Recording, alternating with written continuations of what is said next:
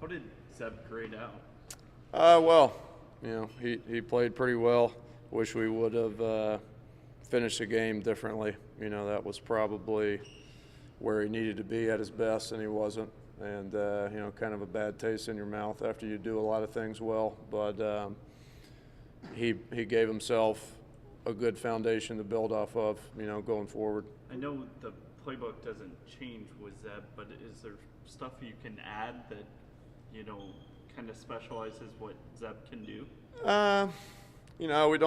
We try to play to the strengths, of all of our personnel, whomever that is. But didn't really try to do too much, different for Zeb. Really tried to made sure that he knew what was going on, so he's not out there thinking too much, and probably scaled some things back, and it was good for him. Coach Campbell said that you guys discussed as a staff, maybe finding a situation for Real or Brock. Have you seen their preparation intensify now that they know they're a step away? Yeah, I mean, since they've been here, since Real in the spring and since Brock has been here, I mean, they've done a great job every day of trying to not be a freshman, just working hard at it. They're both really smart guys, and they do understand, they're a snap away from being out there. And I don't know that it's gotten any more intense. They're really good competitors, as it is. So I think they've just maybe a little bit more real now that one snap away might, that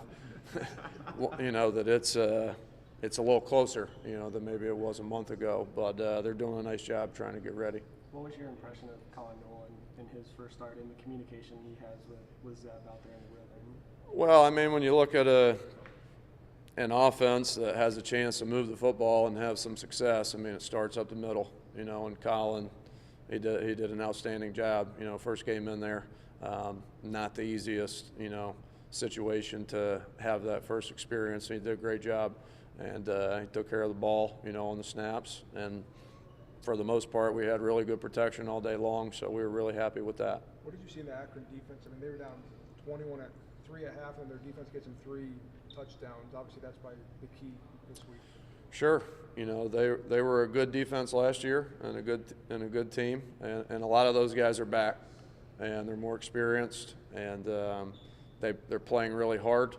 You can see that they're confident, and that's a good defense. When they play fast, that they're doing what they're supposed to do.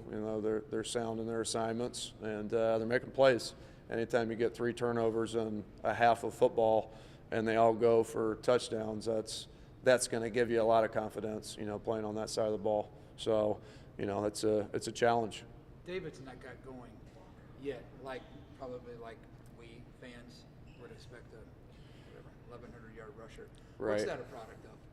Well, it's a product of an offense that's got a lot of parts that haven't. We started out the first game of the year, playing against a good team, and never really. We had a really good first drive, and then we never really got a rhythm. The rest of that game, and really we want the run game to be that thing that keeps you in rhythm and makes everything else easier.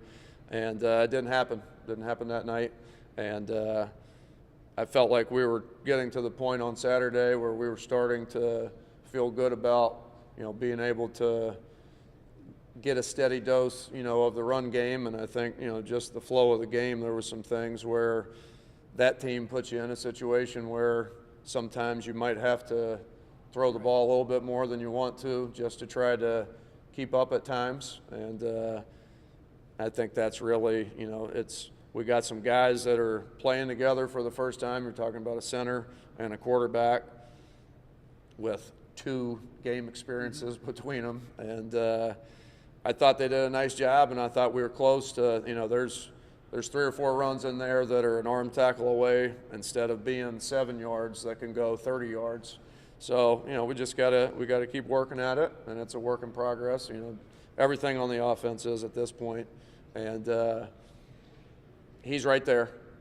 He's right there, and we're trying to keep him fresh, and get some other guys in there and get some experience as well. But, that's one of our primary goals is to get the run game going, and we're hoping we can do that this week.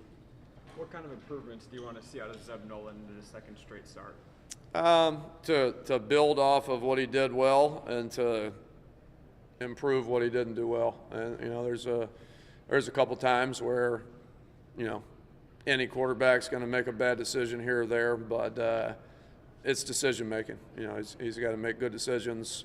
Not most of the time. He's got to make good decisions all the time. So there's a couple plays in there that he'd like to have back, and he didn't make the right call, and that's the biggest thing he's got to do moving forward is continue to understand it's a 60-minute game, and he played pretty well for about 55 minutes and then didn't in the end, and that's tough. It's tough to do that and be consistent for 60 minutes, but you got to. When you play quarterback and you're playing a team like that, you want a chance to win at the end. So How has he grown in that area from decision making from last year to this year?